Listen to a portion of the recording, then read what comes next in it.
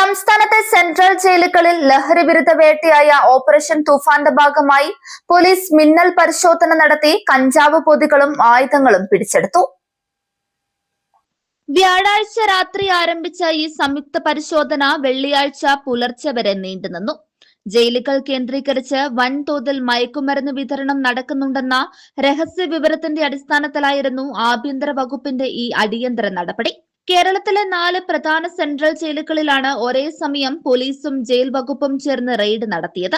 Thiruvananthapuram Poojappura central jail, Thrissur Viyyur central jail, Kannur central jail, Malappuram Tavanur central jail ഉന്നത police ഉദ്യോഗസ്ഥരുടെ നേതൃത്വത്തിൽ നടത്തിയ ഈ റെയ്ഡിൽ ജയിലുകളിൽ നിന്ന് നിരവധി നിയമവിരുദ്ധ വസ്തുക്കൾ കണ്ടെടുത്തു. പൂജപ്പുര, കണ്ണൂർ സെൻട്രൽ ജയിലുകളിൽ തടവുകാരിൽ നിന്ന് കഞ്ചാവ് പൊതികൾ പോലീസ് പിടിച്ചെടുത്തു. കണ്ണൂർ സെൻട്രൽ ജയിലിന്റെ 6ാം ബ്ലോക്കിൽ നിന്ന് ഹാഷിഷ് ഓയിൽ കണ്ടെടുത്തു. പൂജപ്പുര ജയിലിൽ നിന്ന് കത്തികളും സിഗരറ്റ് പാക്കറ്റുകളും കണ്ടെടുത്തു. കണ്ണൂരിൽ നിന്ന് മൊബൈൽ ചാർജറും ബീഡികളും പിടിച്ചെടുത്തിട്ടുണ്ട്.